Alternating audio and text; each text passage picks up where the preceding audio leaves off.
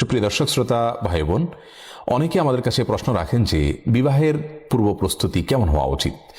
একজন বিবাহেচ্ছুক মানুষ যদি সঠিকভাবে বিবাহের পূর্ব প্রস্তুতি নেন, আশা করা যায় আল্লাহ রাব্বুল আলামিন তাকে সুখী এবং শান্তিপূর্ণ দাম্পত্য জীবন উপহার দিবেন।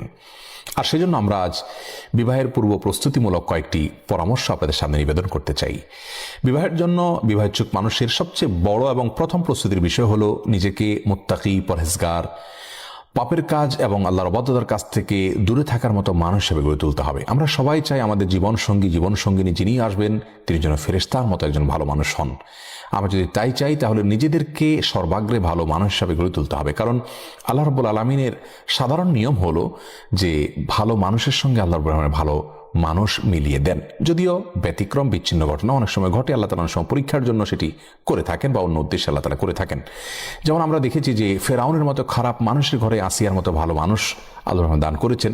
আবার নূহ এবং লূত আলাইহিসসালামের মতো ভালো মানুষদের ঘরে খারাপ এবং অবাধ্য স্ত্রীও আল্লাহ তাআলা দিয়েছেন। অতএব কেউ নিজে খারাপ হলে তার জীবনসঙ্গিনী অবশ্যই খারাপই হবেন, এরকম সহজ সমীকরণ যেন না করেন, এমনটি যেন মনে না করেন।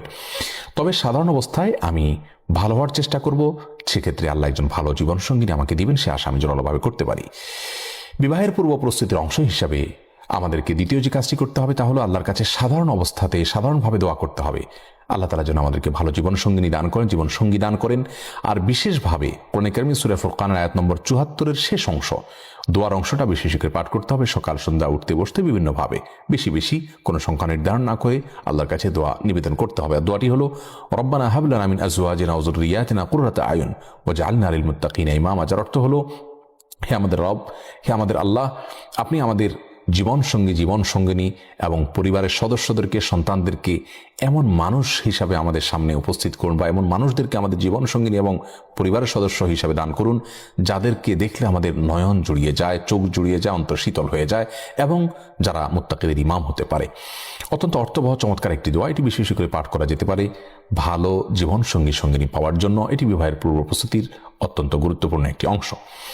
তৃতীয়ত, বিবাহের পূর্ব প্রস্তুতি হিসাবে একজন ভালো জীবনসঙ্গিনী পাওয়ার স্বার্থে যার ভিতরে দিনদারিতা আছে, যার ভিতরে তাকওয়া আছে, যার ভিতরে অল্পে তুষ্টি আছে, যার ভিতরে দুনিয়ার মোহ নাই, লোভ নাই, এরকম একজন মানুষকে জীবনসঙ্গী হিসাবে তালাশ করুন। সুপ্রিয় দর্শক শ্রোতা ভাই বোন, অনেকে আমাদের কাছে প্রশ্ন রাখেন যে বিবাহের পূর্ব প্রস্তুতি কেমন হওয়া উচিত।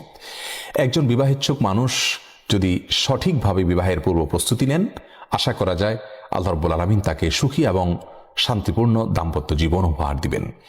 আর সেজন্য আমরা আজ বিবাহের পূর্ব প্রস্তুতিমূলক কয়েকটি